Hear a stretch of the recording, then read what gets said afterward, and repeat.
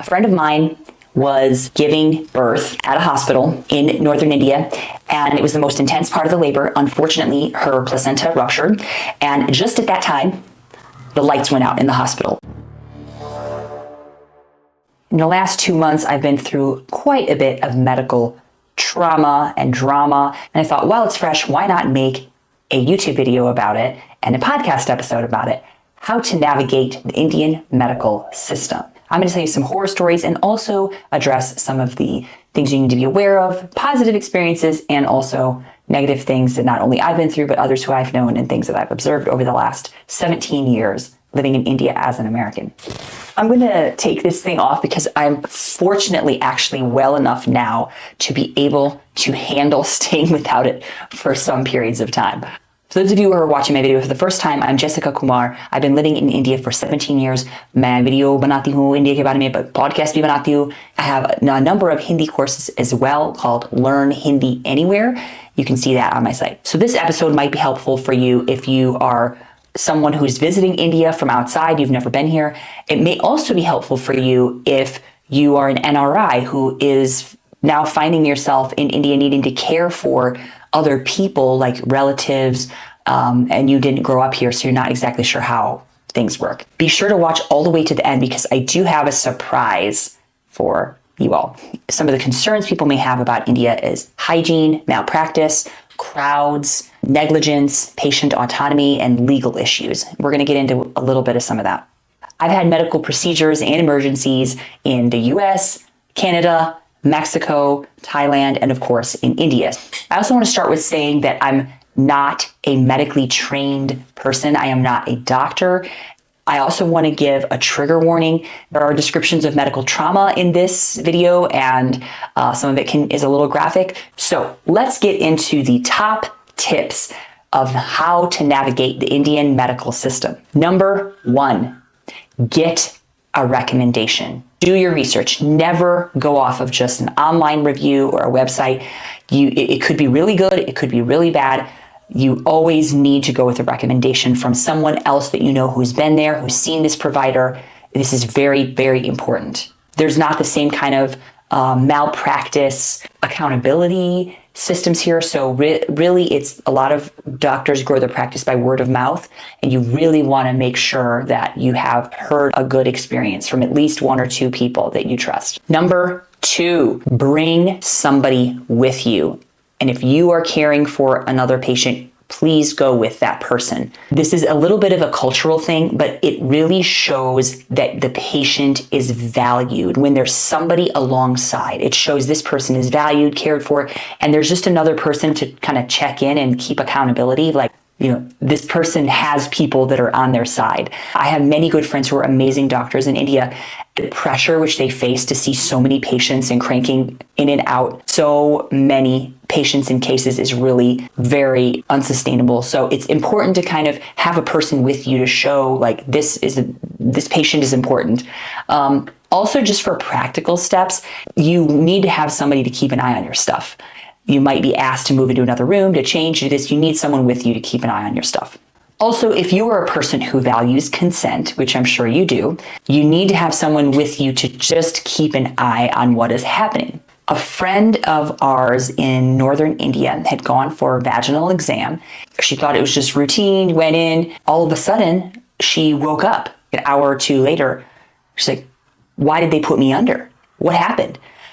She had gone by herself, and it turned out that they do an internal vaginal exam for cervical cancer, and apparently a lot of women freak out, and they just put everyone under. This is just a routine thing. They never told her, they never asked her, they just did it. And Lord knows, what could have happened. But if she would have had someone with her, she could have said, what's happening here? They could have kept an eye while the things were going on. This was just really scary. Just one person with you is typically the standard. Since COVID, they've changed the rules. Doctors a lot of times will not tell you, the patient, what's going on because they just want you to get well. It could trouble you if you have bad news or bad information. So you really need to go with the patient or have someone with you. It's really, really important. Number 3, prepare for the unexpected.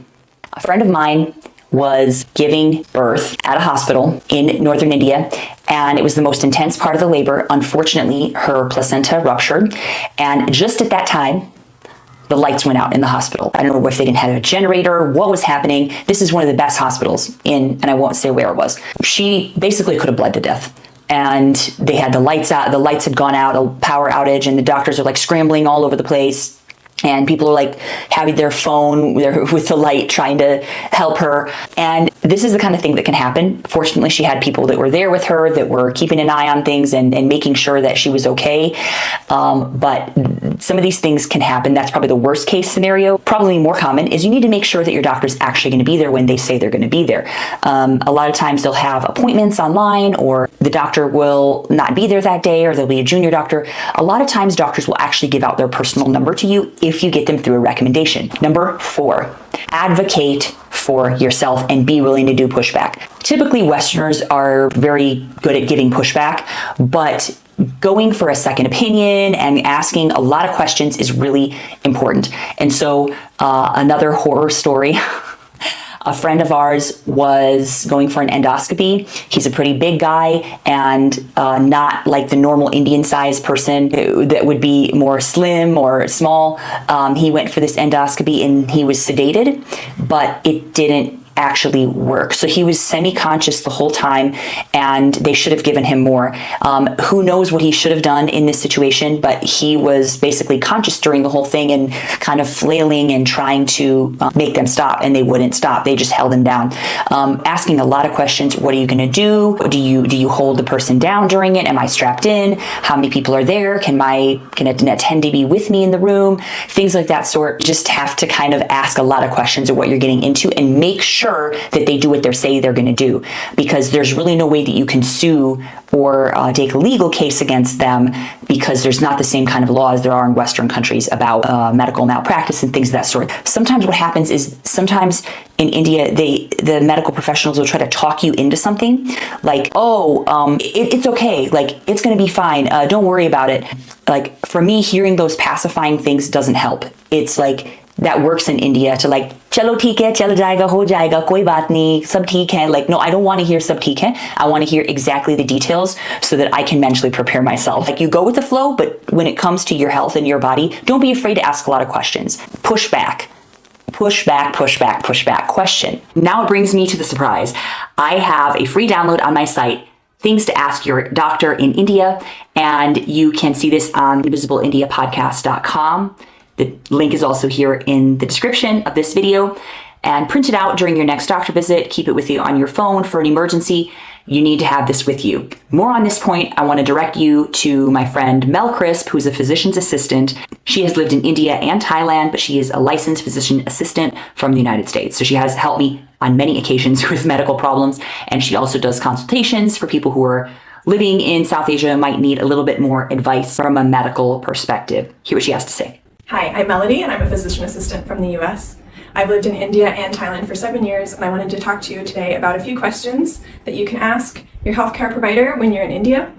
The first question I would ask is to have them explain your diagnosis. Sometimes when we find out what's going on, we're overwhelmed and we don't fully understand. It's really helpful to have more understanding about what's going on, and so that's one question that I would always ask. 2, I would always ask of what you can do to improve your situation or to prevent that diagnosis from continuing on in the future. Many things are reversible and preventable, and your doctor has great tips on how to do that. And 3, I would ask about your medications. You can often come home with a big list of medicines to take, and they're confusing and not always the same as what you take at home. And so I would make sure you understand each of the medicines that the doctor gives you and why you need to take them. And 4, I would ask the doctor, if they were in your shoes, what would they do? What would they recommend? Sometimes we as healthcare providers can get really busy and kind of just going along with our flow and forget to explain things in a way that we would like to be on the receiving end of. And so sometimes that question can help jolt us back into remembering that the patient is a person and that you live with what's going on. And so it can be helpful to ask if the doctor or healthcare provider were you and the patient, what they would want to hear and what they would want to know. I hope you find these questions helpful. This brings me to number 6, medicine. Whenever you go to the doctor, they are going to prescribe you a lot of medication. For most things, even if they're not needed, antibiotics are prescribed. It doesn't always make sense. I suggest that you Google your medicine list once they give it to you and make sure that you know what you're taking. Ask a lot of questions to the doctor.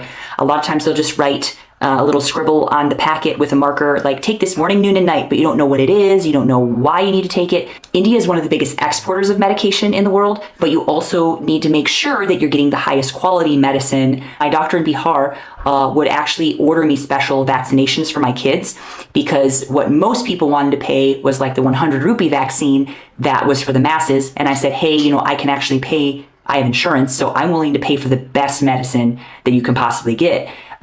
So you can actually ask for that, like, hey, I'm willing to like pay for the brand one, if you can afford it. As a Westerner or as a visitor or as an NRI, you probably can. So I would suggest that. Number 7, the last point. Those of you who have listened to my podcast for a while, I did a whole episode on childbirth. I have 2 children. One I had in the US, the other I had in India. I had a great experience giving birth in India.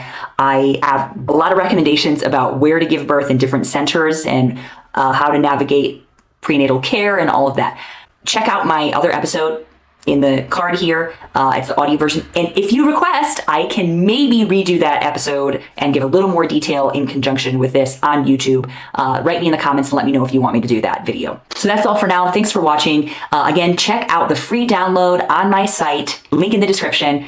Check out Melody Crisp's site and her Instagram and connect with her if you have questions, if you want a second opinion, or if you want some advice about how to navigate medicine in South Asia or Southeast Asia. And again, write me in the comments about your medical experiences in India. I would love to hear about it. Chalo suni ke liye dhanyavad. Namaste. Chaliye. Be well.